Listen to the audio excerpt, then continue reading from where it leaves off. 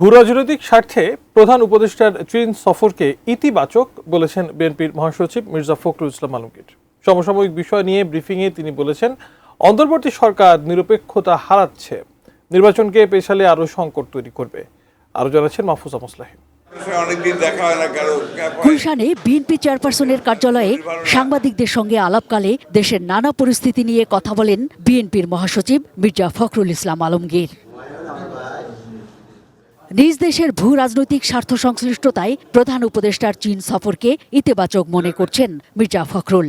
জানান, ভারত পাকিস্তানও এদেশে বিনিয়োগ করুক, বাণিজ্যিক স্বার্থ ছাড়াও বাংলাদেশের নানা স্বার্থেই তা চায় বিএনপি। আমি মনে করি এটা একটা পজিটিভ মেসেজ আমরা পেয়েছি। ভূ রাজনৈতিকভাবে চীনের সঙ্গে সম্পর্ক তৈরি করা এটা আমাদের খুব প্রয়োজন।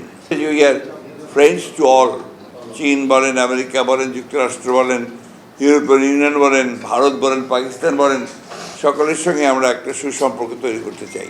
দেশের রাজনৈতিক সংকট চলছে জানিয়ে অন্তর্বর্তী সরকারের নিরপেক্ষতা নিয়ে হতাশা প্রকাশ করেন তিনি। তবে নির্বাচনের জন্য সুনির্দিষ্ট রোডম্যাপ দিলে রাজনৈতিক সংকট কেটে যাবে এমন আশা বিএনপি মহাসচিবের। যে বাংলাদেশের যে রাজনৈতিক সংকট আমাদের জন্য খুব ভালো একটা ভবিষ্যৎ তৈরি করছে না। জীবনের সব আয়োজন এখানে একসাথে। সরকারের টাকা আপনার বিভিন্ন খাতে সেই সমস্ত উপদেষ্টা যারা আপনার জড়িত তারা ব্যয় করছেন, তো এগুলোকে আমরা মনে করি যে এগুলো নিরপেক্ষতা হারাচ্ছে। আপনি প্রফেসর ইউনূস সাহেব যদি মনে করেন যে কারোর জন্য নিউট্রালিটি ব্যাহত হচ্ছে, তাকে তো তার ক্যাবিনেট থেকে বের করে দেওয়া উচিত। তারেক রহমানের নেতৃত্বে বিএনপি গণতন্ত্র প্রতিষ্ঠা করতে সক্ষম হবে মন্তব্য করে মির্জা ফখরুল জানান, জনগণই সিদ্ধান্ত নেবে আওয়ামী লীগ রাজনীতিতে থাকবে কি থাকবে না। এদিকে দেশের সার্বভৌমত্ব রক্ষায় সেনাবাহিনী সফল বললেন বিএনপির এই শীর্ষ নেতা। বাংলাদেশ সেনাবাহিনীকে বিতর্কিত করা কোনো মতেই উচিত না।